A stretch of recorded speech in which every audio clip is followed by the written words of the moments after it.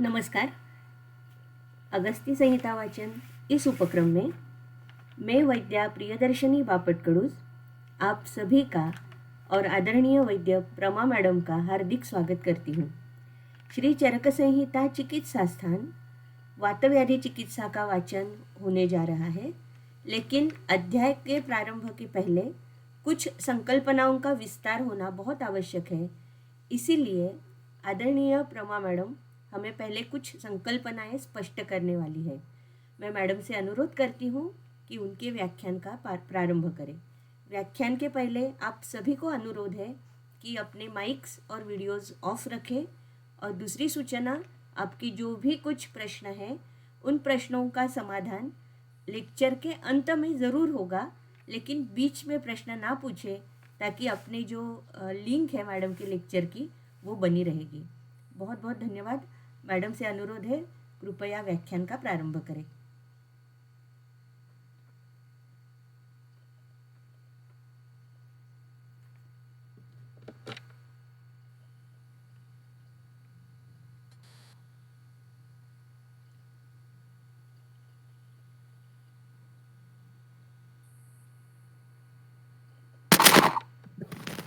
सुनाई दे रहा है सबको?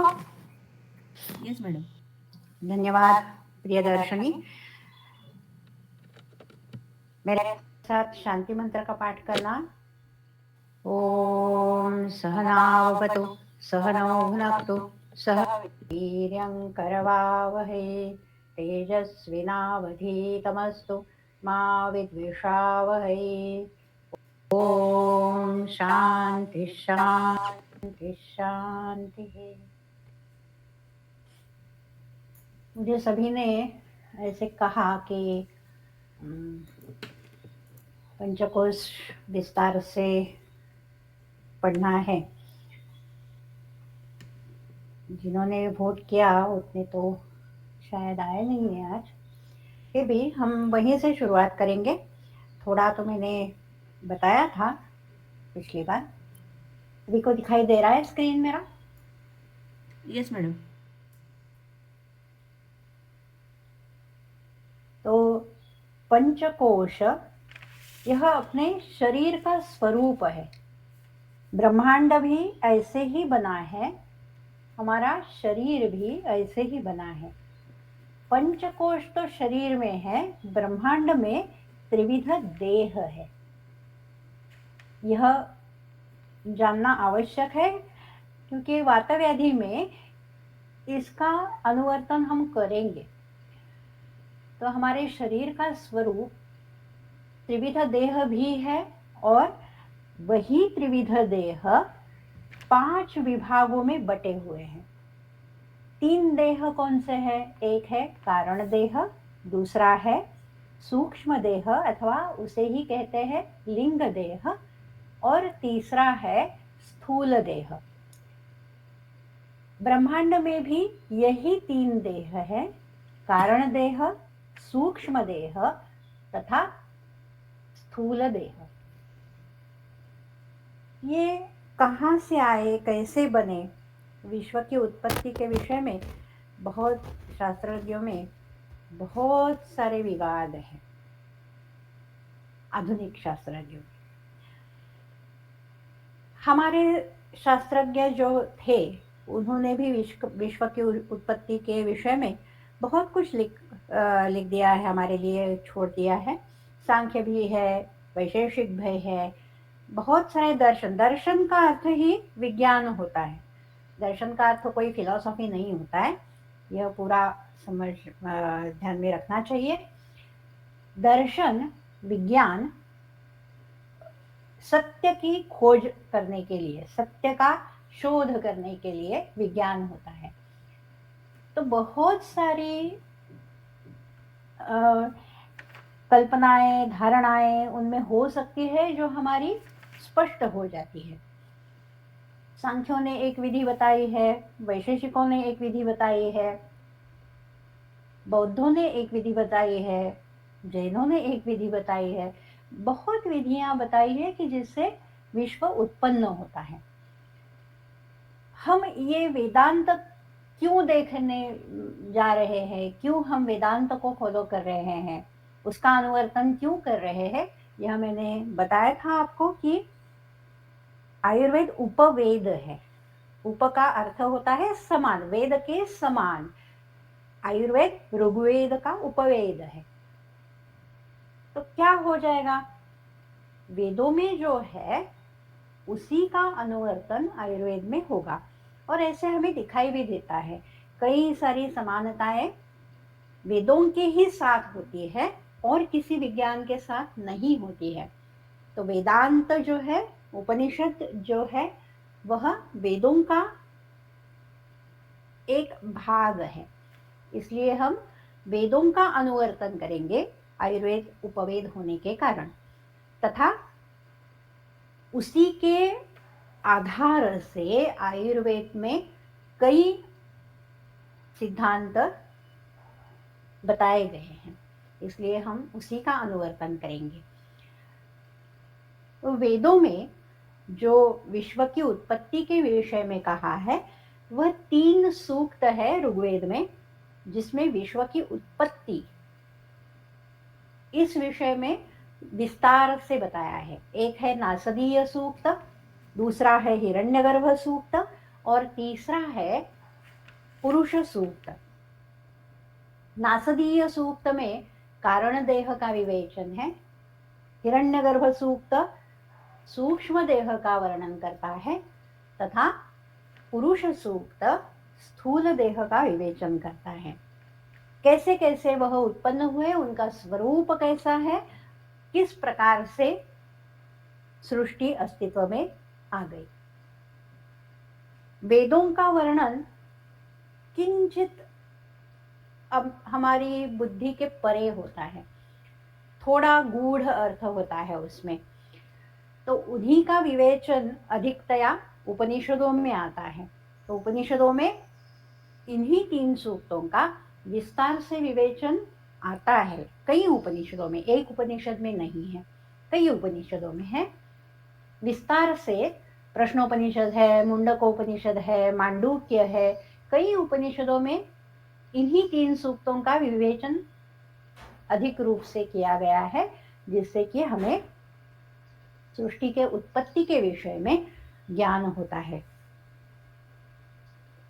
वेदों का प्रधान सिद्धांत जो है वह यह है कि विश्व की उत्पत्ति किससे होती है, वह एक ही है, कोई द्वितीय है नहीं।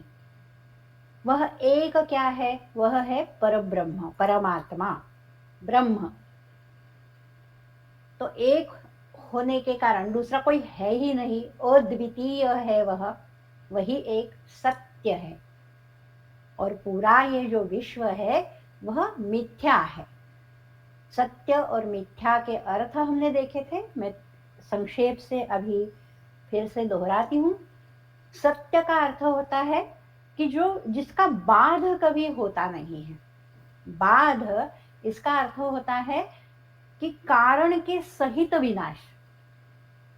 विनाश एक ऐसे होता है कि कोई वस्तु उत्पन्न हो जाती है तथा पश्चात उसका विनाश हो जाता है, कि जैसे हमने घर बांध लिया तो भूकंप आ गया तो वह ढह गया, तो घर पहले नहीं था, अभी अस्तित्व में आया, ढह गया तो उसका विनाश हो गया। यह विनाश है। उत्पत्ति होती है किस थोड़ा काल स्थिति होती है और बाद में विनाश होता है। बाध ऐसे होता है कि जो वस्तु उत्पन्न होती ही नहीं है, उसका भास होता है तथा वह भास नष्ट हो जाता है। आभास जो है वह नष्ट हो जाता है, उसे कहते हैं बाध। ब्रह्म यह वस्तु है जिसका बाध कभी होता नहीं है, वही वस्तु सत्य है, वही एक अस्तित्व है। अन्य जो भी है वह सभी क्या है, वह मिथ्या है। जो भी हम अनुभव करते हैं, जिस किसी वस्तु का, जिस किसी का अनुभव करते हैं, वह सभी मिथ्या है। मिथ्या का अर्थ होता है आभासी, काल्पनिक। एक शब्द वेदांत में आता है, उसे कहते हैं अलीक। अलीक इसका अर्थ है असत्य, जो अस्तित्व में है ही नहीं। सत्य का अर्थ है अस्तित्व, असत्य का अर्थ है जिसका कभी अस्तित्व है ही नहीं। जैसे खरगोश का सींग होता है, तो खरगोश का सींग तो होता ही नहीं है। आकाश पुष्प ऐसा एक शब्द गढ़ लिया है, तो आकाश पुष्प तो होता ही नहीं है। शब्द गढ़ने से क्या होगा? वह वस्तु तो अस्तित्व में कभी होती ही नहीं है, उसे कहते हैं अलीक। अलीक और मिथ्या में क्या भेद है? मिथ्या उसे कहते हैं जो अस्तित्व में है ऐसे हम अनुभव करते हैं, अस्तित्व में होती नहीं है तथापि उसका हम अनुभव करते हैं। आकाश पुष्प हो या फिर शशशृंग हो, उसका अनुभव हो ही नहीं सकता, वो अस्तित्व में होता ही नहीं है। लेकिन मिथ्या वस्तु ऐसी है कि जिसका अनुभव होता है, आभास जिसका अनुभव हम कर सकते हैं। जिस प्रकार यहाँ जो मैंने एक चित्र दिखाया है, रेगिस्तान में बालू होती है, उस पे पानी का आभास होता है। वह पानी अस्तित्व में आया है या नहीं आया है? आया तो है नहीं, अस्तित्व उसका है नहीं, तथापि दूर से हमें ऐसे भास होता है कि वहाँ पानी है। जब हम वह आभास में होते हैं तो हमें वह सत्य लगता है। पास जाके हम देखते हैं तो हमें पता चलता है कि ये बालू ही है, यहाँ हमें आभास हुआ था पानी का, पानी कभी यहाँ अस्तित्व में आया ही नहीं था ही नहीं। तो इसे कहते हैं मिथ्या, जो आभास काल में अत्यंत सत्य होता है तथापि वह अस्तित्व में आता ही नहीं है। तो ज्ञान से उसका विनाश हो जाता है, प्रमाण से विनाश हो जाता है। जैसे सपना है, हम सपने में कई दृश्य देखते हैं, तो उसका विनाश कैसे हो जाता है? कभी वो अस्तित्व में आते हैं, नहीं आते हैं। हमारे शयन कक्ष में तो कुछ नहीं होता है, सपना हम देखते हैं तो हम ही होते हैं। सपने में जो हम देखते हैं वो थोड़ी ना हमारे शयन कक्ष में आता है, नहीं होता है। तथापि हम जब सपना देखते हैं तब तो वह बहुत सत्य होता है, उसे हम कभी नहीं कहते कि ये नहीं है, नहीं है, नहीं है, सपने में हम झूठ देख रहे हैं। ऐसे हमें सपने में कभी नहीं लगता है। जब हमारी नींद टूटती है तब हमें यह पता चलता है कि अरे ये तो पूरा हमारी ही कल्पना थी, हमारे मन में हमने सब देखा, यह कुछ अस्तित्व में आया ही नहीं था। तो जागृत स्थिति में सपना नष्ट हो जाता है, कभी अस्तित्व में आता ही नहीं है वो। वैसे प्रमाणों से कई आभास नष्ट हो जाते हैं। यह प्रत्यक्ष देखने से बालू हमें दिखाई देती है तो पानी नष्ट हो जाता है। ब्रह्म एक ही सत्य है, पूरा विश्व जो है वह मिथ्या है। तो हम क्या हैं? हम जो है वह ब्रह्म ही है, जीवः ब्रह्म एव। तो क्या हुआ कि इतने सारे देह है जो मिथ्या है, ठीक है, तो मैं तो ब्रह्म ही हूँ, मैं तो शरीर में भी हूँ और मैं ब्रह्म भी हूँ, यह शरीर तो मिथ्या है। तो क्या हुआ? उस ब्रह्म के कई अंश हो गए, अवयव अवयव एक में गया, एक अंश दूसरे शरीर में चला गया। ऐसे होता है क्या कि एक शरीर है उसमें ब्रह्म का एक अंश है? ऐसे नहीं होता है। ब्रह्म शरीर में होता ही नहीं है, चैतन्य शरीर में साक्षात होता ही नहीं है। क्या होता है? चैतन्य का आभास होता है, आभास, उसे कहते हैं चिदाभास। शरीर में हमारे आत्मा है या नहीं है? नहीं है, चिदाभास है। कैसे चिदाभास? तो जैसे सूरज का प्रतिबिंब जल में आता है, कई सारे जलाशय हैं, यहाँ तालाब है, वहाँ समुद्र है, नदी है, सभी में सूरज का प्रतिबिंब आता है। वह कैसे आता है? पूर्ण प्रतिबिंब होता है। ऐसे थोड़ी होता है कि इस तालाब में थोड़ा सूरज का अंश प्रतिबिंबित हुआ तो समुद्र में एक जगह पे थोड़ा सा हुआ, उस किनारे में थोड़ा सा हुआ, मुंबई के किनारे में थोड़ा सा हुआ, अमेरिका के किनारे में थोड़ा सा हुआ, ऐसे नहीं होता है ना। सूरज का प्रतिबिंब पूरा का पूरा प्रत्येक जलाशय में होता है। तो जलाशय में प्रतिबिंब होता है, इसका अर्थ ये तो नहीं हुआ कि सूरज जलाशय में आ गया। सूरज तो जलाशय में आता नहीं है। तो फिर भी क्या हो जाता है, सूरज का प्रतिबिंब होने से भी जलाशय में सूरज का औष्ण्य भी आता है, दीप्ति भी आती है, दोनों आ जाते हैं। दीप्ति भी और औष्ण्य भी दोनों आ जाते हैं। हम दर्पण में हमारा प्रतिबिंब देखते हैं आईने में, तो उसमें हम थोड़ी ना जाते हैं, हम नहीं जाते हैं दर्पण में, हम तो बाहर ही रहते हैं।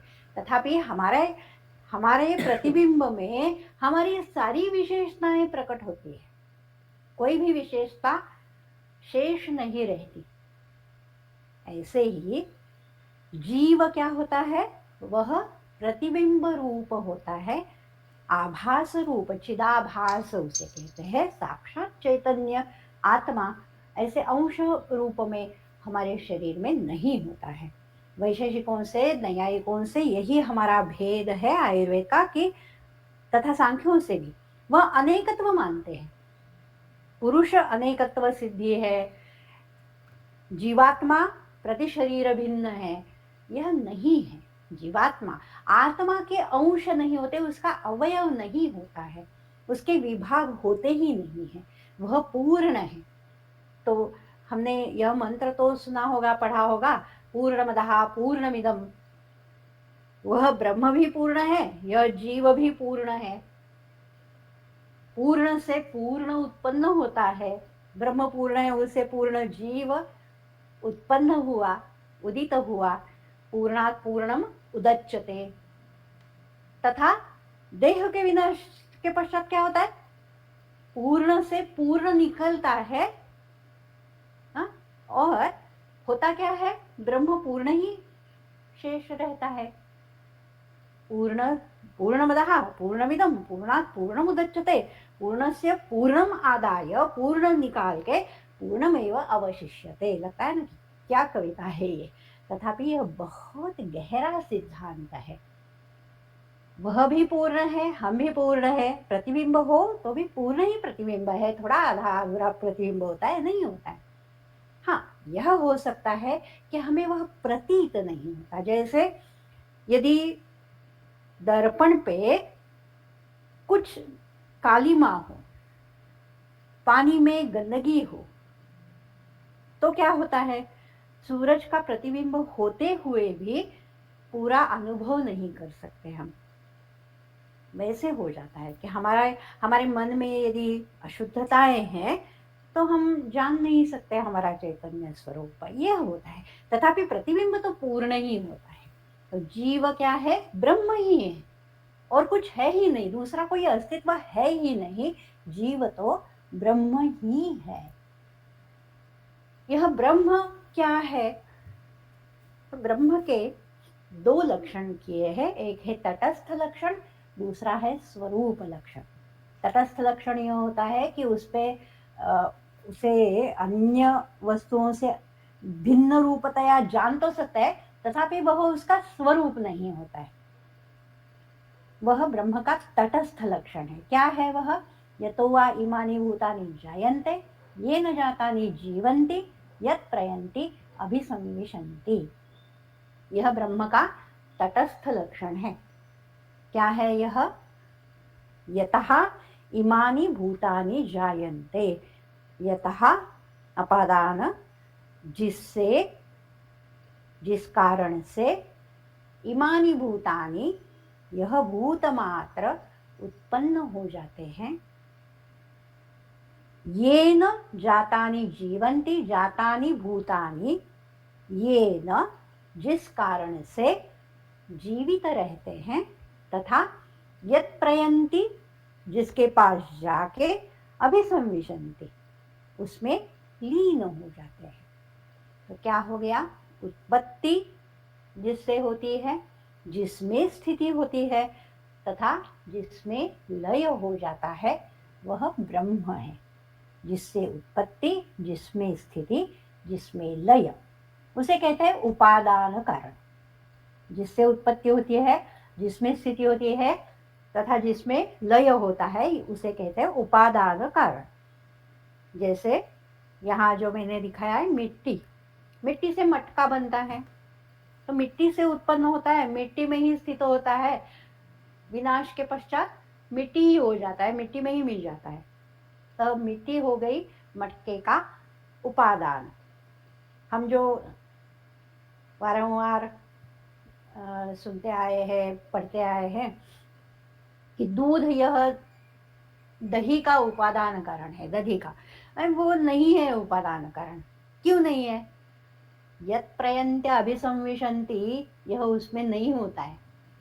उससे दही उत्पन्न तो होता है दूध से, यहाँ तक तो हो गया। ये न जातानि जीवंती, दही दूध के कारण ही अस्तित्व में है, यह भी हो गया। तथापि दही विनाश के पश्चात दूध नहीं बन जाता है उसका, यत् प्रयन्त्य अभिसंविशन्ति, यह नहीं होता है। तो दही दूध से उत्पन्न होता है, स्थिति होती है, लय नहीं होता है। इस कारण दूध दही का उपादान कारण नहीं है।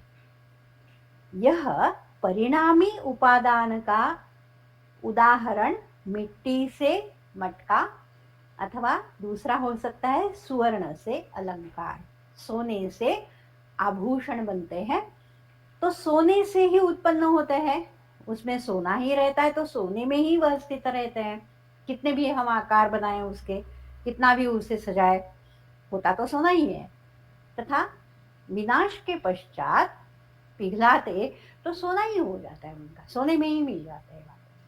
तो यह ब्रह्म जगत के भूतों के उत्पत्ति का कारण है, उसमें ही स्थिति है, तथा विनाश के पश्चात भूत मात्र उसमें ही विलीन हो जाते हैं। तथापि यह तो ब्रह्म का तटस्थ लक्षण है, यह स्वरूप नहीं है ब्रह्म का, यह तटस्थ लक्षण है। तो स्वरूप क्या है? स्वरूप होता है सत्य, ज्ञान तथा अनंत। सत्य का अर्थ तो हमने देख लिया, जिसका बाध किसी भी अवस्था में कभी भी नहीं होता है।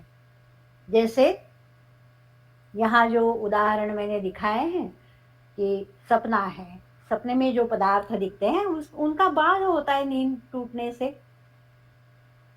रज्जू पे सर्प का आभास होता है, तो उस रस्सी पे हमें सांप दिखाई दे तो उस पे प्रकाश डालने से हमें रज्जू दिखाई देगी, रस्सी दिखाई देगी, तो सर्प का बाध हो जाता है। क्यों? अस्तित्व में आया ही नहीं था, हमें आभास हुआ था। तथा रेती पे, बालू पे पानी का आभास होता है।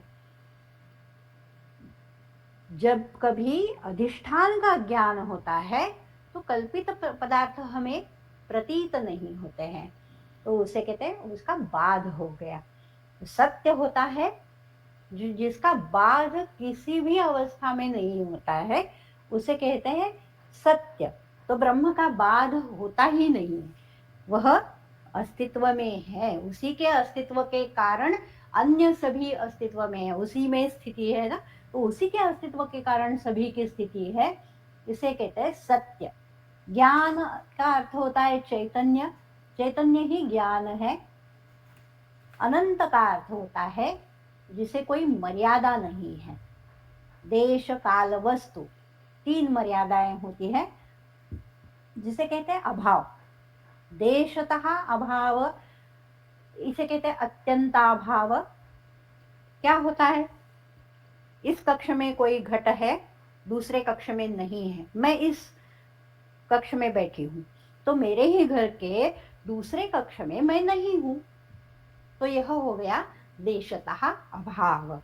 एक ही वस्तु एक समय में भिन्न भिन्न देशों में अस्तित्व में नहीं रहती है, भिन्न भिन्न प्रदेश में। देश का अर्थ हम ऐसा नहीं लेना है भारत देश, अमेरिका देश, इंग्लैंड देश, ऑस्ट्रेलिया, ऐसा नहीं लेना है। देश का अर्थ है प्रदेश। तो एक ही वस्तु एक समय में भिन्न भिन्न प्रदेशों में नहीं हो सकती है, उसे कहते हैं अत्यंताभाव। कालतः अभाव होता है, वस्तु के उत्पत्ति से पहले उसका अभाव होता है तथा विनाश के पश्चात अभाव होता है। पहले का अभाव उसे कहते हैं प्राग अभाव, उत्पत्ति से पहले होने वाला अभाव। विनाश के पश्चात जो अभाव होता है उसे कहते हैं प्रध्वंसाभाव। मेरा देह, मेरा जन्म जब हुआ तभी अस्तित्व में आया, उससे पहले तो नहीं था, तो प्राग भाव था। मेरे मृत्यु के पश्चात भी नहीं रहेगा तो उसका प्रध्वंसाभाव हो गया। यह होता है कालतः मर्यादा। वस्तुतः मर्यादा क्या होती है, उसे कहते हैं भेद। सजातीय, विजातीय, स्वगत, 3 प्रकार के भेद होते हैं। विजातीय भेद होता है कि गेहूं से चावल भिन्न होते हैं, गेहूं चावल नहीं होते, वह विजातीय भेद हो गया। सजातीय भेद होता है एक गेहूं का दाना दूसरे दाने से भिन्न होता है। और स्वगत भेद हो गया, एक ही वस्तु में सभी अवयव समान नहीं होते हैं, तो स्वगत भेद हो गया। वस्तुतः भेद होता है अन्योन्याभाव। देशतः, कालतः, वस्तुतः 3 प्रकार से भेद होते हैं। मर्यादाएं होती है, देशतः मर्यादा, कालतः मर्यादा, वस्तुतः मर्यादा। तो ये तीनों मर्यादाएं ब्रह्म में नहीं रहती है। जिससे भी ये मर्यादा होती है उसे कहते हैं शांत, कोई तो मर्यादा है। ब्रह्म में ये तीनों मर्यादाओं का अभाव है, ना देशतः, ना कालतः, ना वस्तुतः। कोई भी मर्यादा ब्रह्म में नहीं है। इस देश में ब्रह्म है, उस देश में नहीं है, ऐसे भी नहीं है। इस काल में था, उस काल में नहीं है, ऐसे भी नहीं है। उसमें भेद तो है ही नहीं। एक वस्तु से दूसरे वस्तु का भेद ऐसे तो उसमें है ही नहीं, उसके अवयव भी नहीं है। इसलिए ब्रह्म कैसा है, वह अमर्याद है। अमर्याद, अंत ना होने वाला, अनंत। जो अनंत होता है वही आनंद होता है। तो सत्य ज्ञान अनंत अथवा सच्चित अनंत, यह ब्रह्म का स्वरूप है। तो यह ब्रह्म विश्वरूप में आया कैसे? जैसे हम अपने ही मन में अपना ही जो अनुभव है वह सूक्ष्म रूप के अनुभव हम स्वप्न में देखते रहते हैं, वैसे ही एक अनादि शक्ति है, ब्रह्म की ही अपनी अंगभूत शक्ति है माया। उसे ही प्रकृति कहते हैं, उसे ही अविद्या कहते हैं, उसे ही अव्यक्त, अव्याकृत, जगत बीज, अक्षर, किसी भी नाम से जाने। यह जो माया है यह ब्रह्म की अंगभूत शक्ति है। वास्तव में ब्रह्म जगत में रूपांतरित नहीं होता है, उसे मर्यादा ही नहीं है। जग में, विश्व में रूपांतरित होने के लिए कुछ तो मर्यादा चाहिए, तभी तो दूसरा कुछ अस्तित्व में आएगा, उसे मर्यादा तो है नहीं। तो जैसे हम अपनी कल्पना से पूरा विश्व अपने ही अंदर मन में उत्पन्न करते हैं, देखते हैं, अनुभव करते हैं, उसी प्रकार माया की सहायता से ब्रह्म विश्व की सृष्टि करता है, सर्जन करता है। यह माया क्या है, यह कहना बिल्कुल असंभव है, असंभव ही है। क्योंकि जैसे हम सपने के बारे में कुछ नहीं ना कह सकते कि क्या वह अस्तित्व में था, कैसे कहेंगे कि अस्तित्व में था, क्योंकि नींद टूटने से तो वह नष्ट हो गया, अस्तित्व में आया नहीं था, यह हमें ज्ञान हो गया नींद टूटने से। ऐसे नहीं हमने सोचा कि अरे अभी मैंने सपने में देखा था कि मेरे सामने पंच पकवान का आस्वाद भरा पूरा भोजन था, वह कहाँ गया। ऐसे मैं नहीं सोचती हूँ, मैं क्या जान लेती हूँ कि अरे मैंने ये ऐसे देखा कैसे, यह तो है नहीं, यहाँ पे आया ही नहीं था, ऐसे ज्ञान होता है। तो वह था या नहीं था कैसे बताएंगे? क्योंकि था ऐसे बता नहीं सकते, क्योंकि हम जानते हैं जागने के पश्चात कि नहीं था। तथापि जब हम देखते हैं, अनुभव करते हैं, तब तो बहुत सत्य होता है। वैसे ही है माया, यही माया है कि जब हम अनुभव करते हैं, जैसे जादूगर होता है ना, अपनी जादू से कितना कुछ हमें दिखाता है। तो जब हम देखते हैं तब तो हम अचंभित होते हैं कि अरे ये क्या हो गया, ये क्या हो गया, ये कैसे हो गया, अरे ये आ गया। हम हंसते भी है, हम उसका अनुभव करके आनंद भी लेते हैं। तो वह क्या सत्य होता है? वह सत्य तो होता नहीं है, वैसे ही जादू है सब। यही है माया का स्वरूप, कि जिसके बारे में कुछ हम बता नहीं सकते कि क्या है, कैसी है, तथापि उसका आभास तो स्पष्ट रूप से होता है। वह उसका अनुभव तो हम करते हैं, तथापि वह है यह भी नहीं बता सकते, वह नहीं है यह भी नहीं बता सकते। तो क्या कहते हैं? सत भी नहीं, असत भी नहीं। सत जिसका अस्तित्व है, असत जो अस्तित्व में आई ही नहीं, अलीक। तो सत भी नहीं है, अलीक भी नहीं है, क्योंकि हमें उसका अनुभव होता है। तो इसे कहते हैं अनिर्वचनीय। निर्वचन का अर्थ होता है निरूपण, जिसका हम कुछ निरूपण कर सके, जिसके विषय में हम विस्तार से बता सके, तो उसे कहते हैं निरूपण, निर्वचन। अनिर्वचनीय, जिसका हम निरूपण कर ही नहीं सकते, हम उसके विषय में कुछ बता ही नहीं सकते कि सत्य है, असत्य है, कैसे है, क्या है, कहाँ से है, कुछ नहीं बता सकते। तो उसे कहते हैं अनिर्वचनीय। माया है अनिर्वचनीय। ठीक है। तो इस माया की सहायता से पूरे विश्व का पूरे विश्व का सर्जन होता है। ब्रह्म स्वयं कुछ भी नहीं करता है। जैसे चिदाभास मैंने बताया, तो जीव ही नहीं, वह माया में ही प्रतिबिंबित होता है। माया में प्रतिबिंबित ब्रह्म, उसे कहते हैं शबल ब्रह्म। जो जैसे नहीं है वैसे दिखाई दे, मिश्रित हो, तो उसे कहते हैं शबल। शबल का अर्थ ये है। तो माया में प्रतिबिंबित ब्रह्म को कहते हैं शबल ब्रह्म। तो यह जो तटस्थ लक्षण हमने देखा कि जिससे उत्पत्ति, जिसमें स्थिति तथा जिसमें विलय, यह शबल ब्रह्म का लक्षण है। परब्रह्म सच्चिदानंद स्वरूप है, सत्य ज्ञान अनंत स्वरूप है, यह उसका स्वरूप है। तटस्थ लक्षण जो है वह अन्य विषयों से उसे भिन्न तो दिखाता है, तथापि उसका स्वरूप नहीं है। यह शबल ब्रह्म जो है, माया में प्रतिबिंबित ब्रह्म जो है, वह विश्व का कारण है। उससे विश्व उत्पन्न होता है, उसमें स्थित होता है, तथा प्रलय से उसी में जाके विलीन हो जाता है। यह शबल ब्रह्म, उसे ही हम ईश्वर कहते हैं। शबल ब्रह्म, उसे ईश्वर तत्व से जाना जाता है।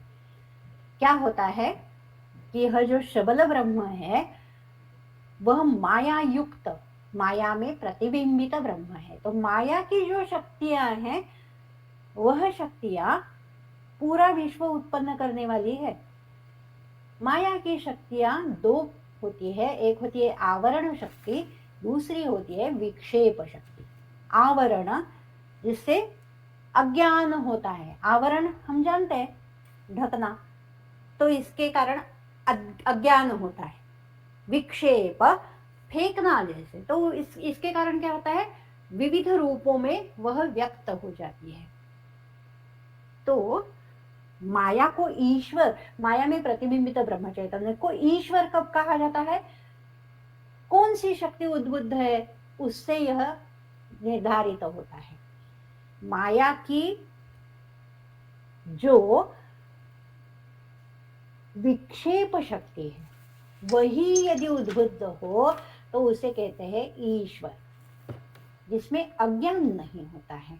ईश्वर यह तत्व ऐसा है कि जिसमें अज्ञान का संभव ही नहीं है, वह सब जानता है कि यह क्या है, यह कैसे करना है, पूरा ये विश्व कैसे उत्पन्न होगा, यह सब वो उसे ज्ञान होता है। तो उसे कहते हैं ईश्वर। तथा माया की जो आवरण शक्ति है वह उद्बुद्ध हो तो उसी ब्रह्म चैतन्य के प्रतिबिंब को कहते हैं जीव, क्योंकि वह कैसा है, उसे ज्ञान ही नहीं है कि यह क्या सब चल रहा है, ये क्या है, कैसे उत्पन्न हुआ, कैसे चल रहा है, कोई भी ज्ञान नहीं है। मेरा स्वरूप क्या है यह भी ज्ञान नहीं है। ईश्वर का ज्ञान तो शुद्ध है, तो उसे कहते हैं शुद्ध सत्व प्रधान। शुद्ध सत्व प्रधान माया, उसमें प्रतिबिंबित ब्रह्म चैतन्य शबल ब्रह्म, उसे कहते हैं ईश्वर।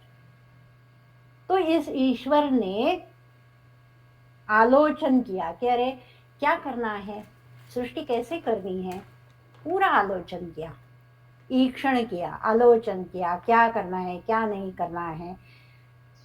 तो यह जो आलोचन उसने किया ना, पूरी सृष्टि, समस्त जगत, विश्व कैसा है, कैसा उत्पन्न, कैसे था पूर्व कल्प में, कैसे था, अब उत्पन्न करना है तो कैसे करना है, उसका स्वरूप कैसा है, वह चलेगा कैसे, यह पूरा जो ज्ञान है, उत्पत्ति कैसी करनी है, स्थिति कैसे होगी, चलेगा कैसे, तथा उसका प्रलय कैसे होगा, कब होगा, यह पूरा जो ज्ञान है वह आलोचन उसने किया। तो आलोचन यह जो किया, यह जो ज्ञान है उसे कहते हैं वेद। जो सुना है ना हमने कि ईश्वर के निश्वास स्वरूप वेद है, तो यह ऐसा है शबल ब्रह्म। जब उसे चिकीर्षा उत्पन्न हो गई, विश्व का निर्माण करे, यह उसने सोचा, तो उसने पूरे विश्व का आलोचन किया। तो यह आलोचन रूप जो पूरा ज्ञान है उसे ही वेद कहते हैं। बहुत बहुत बड़े हैं वेद, थे, है नहीं, तो घटके घटके घटके उसमें से निकाल के कि जान जान नहीं पाएंगे, ये मनुष्य मात्र जो है वो, उनकी बुद्धि कम कम हो जाती है, तो जान नहीं पाएंगे, तो उसे काट छाट के अभी हमारे पास थोड़ा सा वेद बचा है। ऐसे कहते हैं कि 4 पर्वत थे, अब तो गाय के पैर के समान वेद उतना ही रह गया। तो उतना बड़ा पर्वत था तो हमारे समझ में नहीं आएगा, हमारी बुद्धि कम होगी, तो बहुत कम वेद अभी बाकी है। तो यह वेद विश्व की उत्पत्ति से पहले उत्पन्न हुए हैं। वेद अपौरुषेय क्यों कहलाते हैं कि कोई पुरुष उत्पन्न भी नहीं हुआ है अभी, उससे पहले जो आलोचन किया गया वह आलोचन वेद रूप में प्रतिष्ठित है, वेद राशि वही है। तो उस आलोचन की सहायता से पूरा विश्व उत्पन्न हुआ है। शबल ब्रह्म से आलोचन से क्या हुआ, तो सबसे पहले हिरण्यगर्भ की उत्पत्ति हुई। यह जो शबल ब्रह्म है ना, उसे कहते हैं कारण देह। शबल ब्रह्म, उसी का प्रतिरूप हमारे शरीर में जो है जीव, माया में प्रतिबिंबित चैतन्य, और कुछ है ही नहीं, केवल माया में प्रतिबिंबित चैतन्य। भेद क्या है, ईश्वर जो है उसकी माया विक्षेप शक्ति युक्त है, जीव की माया आवरण शक्ति युक्त है, उसे कोई ज्ञान नहीं है, बाकी भेद कुछ भी नहीं है। यह माया में प्रतिबिंबित चैतन्य, अविद्या में प्रतिबिंबित चैतन्य, यह है कारण देह। इसे ही शरीर में आनंदमय कोश कहते हैं। पूरे ब्रह्मांड का विचार करें तो केवल कारण देह यही संज्ञा है और कोई संज्ञा है नहीं। शरीर में उसे आनंदमय कोश हम कहते हैं। क्यों कहते हैं आनंदमय? मयट प्रत्यय का अर्थ होता है प्रचुर, आनंद प्रचुर, उसमें आनंद का ही अनुभव होता है। कैसे आनंद का अनुभव होगा? अभी तो अनुभव के लिए वहां मन भी नहीं है, कुछ भी नहीं है, बुद्धि नहीं है, मन नहीं है, केवल माया में प्रतिबिंबित चैतन्य है। तो कैसे आनंद हो गया? तो इसे आनंदमय कहते हैं क्योंकि कब हम इसका अनुभव करते हैं? जब हम प्रगाढ़ निद्रा में होते हैं, सपना भी नहीं देखते, तब हम केवल कारण देह स्वरूप रहते हैं। क्या होता है कि केवल चैतन्य रूप हम अनुभव करते हैं। तथापि हमारी माया कैसी है, वह विक्षेप शक्ति युक्त नहीं है। हमारी माया में अज्ञान उद्भूत है, आवरण शक्ति उद्भूत है। तो इसलिए जागने के पश्चात हम क्या कहते हैं? कितने सुख से सोई थी मैं, कुछ भी नहीं जानती थी, कुछ भी नहीं जाना मैंने, कुछ भी अनुभव नहीं हुआ। यह अनुभव ना होना, अज्ञान, इसी का अनुभव हम करते हैं। तथापि सुख भी अनुभव करते हैं। यह सुख क्या है? यह हमारा स्वरूप है, चैतन्य का अनुभव होता है। चैतन्य केवल प्रकाशित होता है वहां पे, कोई मन की वृत्ति नहीं होती है, बुद्धि नहीं होती है, कुछ भी नहीं रहता है वहां पे। केवल चैतन्य का स्वप्रकाश होता है। अनुभव हम कह नहीं सकते उसे। स्वप्रकाश चैतन्य ही होता है। अज्ञान के कारण हम कहते हैं कुछ भी समझ में नहीं आ रहा था, तथापि हम सुख का अनुभव कैसे करते हैं? यह सुख रूप वृत्ति है, अविद्या ही है, चैतन्य का स्वप्रकाश है। इसलिए उसे कहते हैं आनंदमय कोश। अब कोश कहाँ से आ गया? यह कोश हो गया जैसे रेशम का कीड़ा होता है, वह अपने शरीर से धागा निकालता है और अपने ही आसपास एक कोश बनाता है, उसमें अंदर रहता है। उसी प्रकार ये क्या हो गया? यह तो ब्रह्म है, वह अपने ही अंगभूत माया में प्रतिबिंबित हो गया। तो क्या हुआ? अपने ही शरीर से धागा निकाल के अपने आसपास सबो चारों तरफ एक कोश बना लिया, इसलिए उसे कहते हैं कोश। ऐसी उपमा है। यह कोश कोई ऐसा नहीं है कि हमारे शरीर में कोई एक के ऊपर कोश है। यह उपमा है कि इसमें आनंद का अनुभव होता है। ऐसी देह स्थिति, वह कारण देह है, यही इसे कहते हैं आनंदमय कोश। विश्व का विचार करें, ब्रह्मांड में कारण देह, शरीर में इसे कारण देह भी कह सकते हैं। आनंदमय कोश यह अधिक उचित संज्ञा है।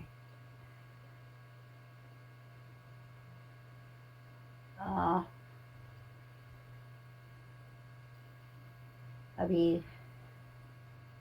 बहुत समय बीत गया, बाकी का मेरे ख्याल से अगले सत्र में देखेंगे। अभी इस विषय में कोई प्रश्न हो तो आप पूछ सकते हैं।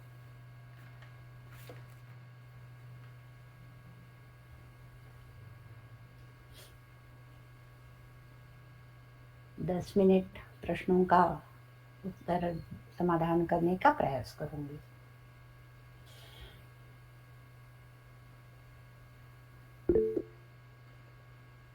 यस राधिका मैडम, आप डायरेक्टली पूछ सकती हो। मॅडम, मग शबल ब्रह्म म्हणजेच परब्रह्म आहे का? कारण तुम्ही शुद्ध सत्व असं लिहिलं, पण तुम्ही ते मायाच्या अंडर दिलं, त्यामुळे कळत नाहीये। शबल ब्रह्म का अर्थ होता है माया में प्रतिबिंबित ब्रह्म चैतन्य, पर ब्रह्म नहीं। शबल ब्रह्म है जो प्रतिबिंबित है, माया में प्रतिबिंबित। जैसे आईने में हमारा मुख का प्रतिबिंब हमारे मुख का होता है, तो वह मैं हूं क्या? प्रतिबिंब है ना मेरा। उसी प्रकार शबद ब्रह्म माया में प्रतिबिंबित ब्रह्म चैतन्य होता है। मग ईश्वर, शबल ब्रह्म म्हणजे ईश्वर असं तुम्ही सांगितलं, तर ईश्वर म्हणजे पण परब्रह्म नाहीये का मग? पर ब्रह्म नहीं, ऐसे हम किसी भी वस्तु को नहीं ना कह सकते, उसका प्रतिबिंब है। तो परब्रह्म के अलावा कुछ है ही नहीं अस्तित्व में। तो हम परब्रह्म नहीं ऐसे किसी को नहीं कह सकते। तथापि यह जानना है कि यह चिदाभास है, ईश्वर यह परब्रह्म नहीं है। ईश्वर क्या है? ईश्वर तत्व है शब्द ब्रह्म, माया में प्रतिबिंबित ब्रह्म चैतन्य, जिसे कारण देह कहते हैं। यह शब्द ब्रह्म परब्रह्म नहीं है। परब्रह्म सच्चिदानंद है।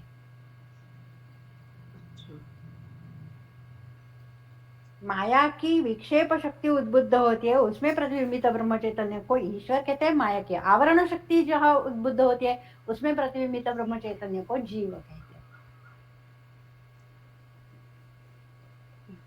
ठीक है? कळलं. हो. नमस्कार मैडम।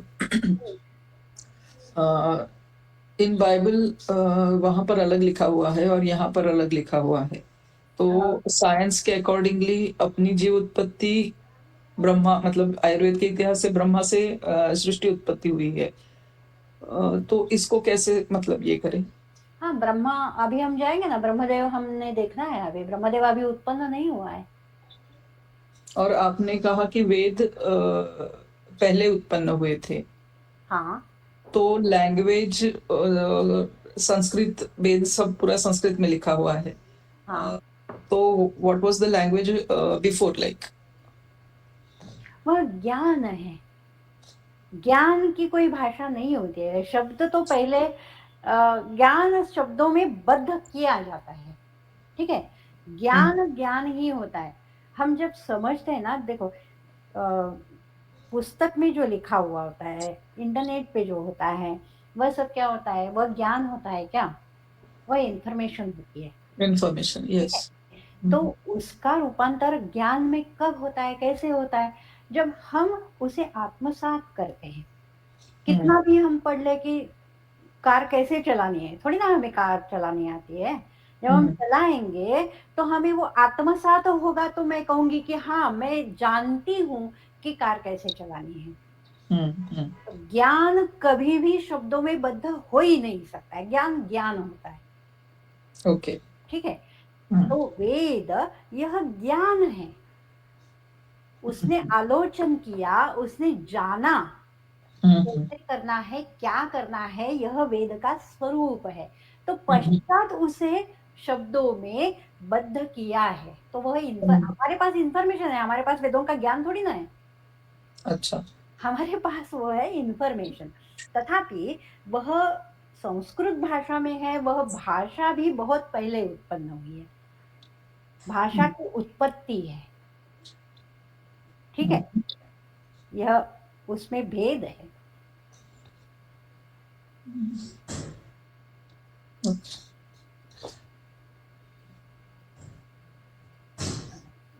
तृप्ति किसमें आती है? प्रतिनिधि अंदर से मैम, हम आयुर्वेद में पढ़ते हैं जो पुरुष है वो सत्व, आत्मा और शरीर के संयोग से बना है। तो इस परिप्रेक्ष्य में आप कैसे इसको देखो, हम जो देख रहे हैं ना, वह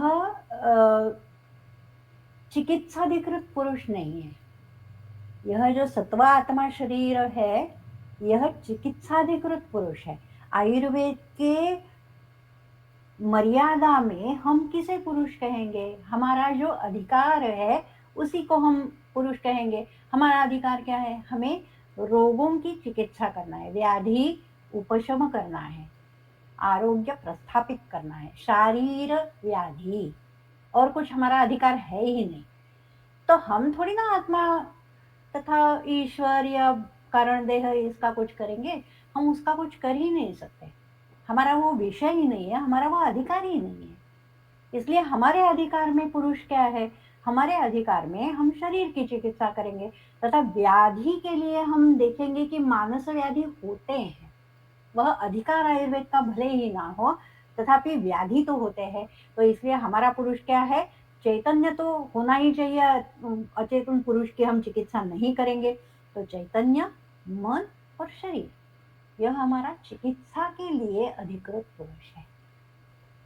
ठीक है? जी मैडम, ये शब्दों में जब हम इनको परिवर्तित करना चाहते हैं ज्ञान को, तो कहीं ना कहीं कमी रह जाती है। हाँ, बिल्कुल रह जाती है। अवश्य आप ऐसे ही होगा। यही स्पष्ट करना चाहता हूँ, जैसे आप प्रतिबिंब कह रहे हैं, वह वास्तव में है कि नहीं? क्योंकि जहाँ तक मैं अभी तक समझ पाया हूँ, हमारी भाषा में कहते हैं जल में कुंभ, कुंभ में जल है, अंदर बाहर पानी। तो जो जल है वो हमारे भीतर, जो कुंभ के भीतर का जल और कुंभ के बाहर का नहीं, जल, यदि इसका किसी चीज संदर्भ का भिन्न है। यह जो आप पूछ रहे हैं ना, उसका संदर्भ भिन्न है। अंदर बाहर पानी, यह संदर्भ भिन्न है। हम जो देख रहे हैं, यह दृष्टांत मैंने दिया है प्रतिबिंब का, उसका संदर्भ भिन्न है। माया में प्रतिबिंबित ब्रह्म चैतन्य ये कैसे होगा, इसलिए मैंने वो दृष्टांत दिया है। आप जो दृष्टांत दे रहे हो उसका संदर्भ भिन्न है। जी, आने वाले में समय में जरूर इसका स्पष्टीकरण हो जाएगा। हाँ। धन्यवाद। और किसी को कुछ पूछना है?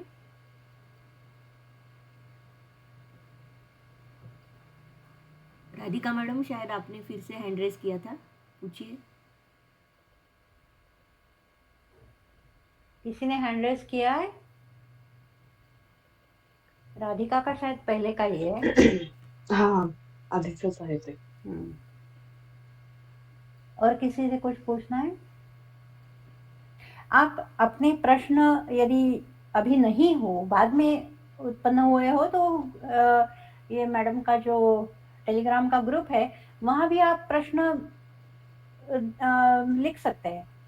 तो उसका भी समाधान अगले व्याख्यान में मैं कर दूंगी। ऐसा नहीं है कि अभी पूछना है, पश्चात नहीं पूछना है, या आगे के प्रश्न नहीं पूछने हैं, ऐसा भी नहीं है। जो भी प्रश्न है वहाँ आप पूछ सकते हैं, व्याख्यानों में उसका समाधान हो जाएगा। और किसी को कुछ पूछना ना हो तो प्रियदर्शनी। यस मैडम, बहुत बहुत धन्यवाद मैडम। तो आज के लिए हम यहीं पर रुक रहे हैं और फिर से मिलेंगे नेक्स्ट बुधवार को। तो तब तक के लिए हम यहाँ पर विश्राम ले रहे हैं। Okay ma'am.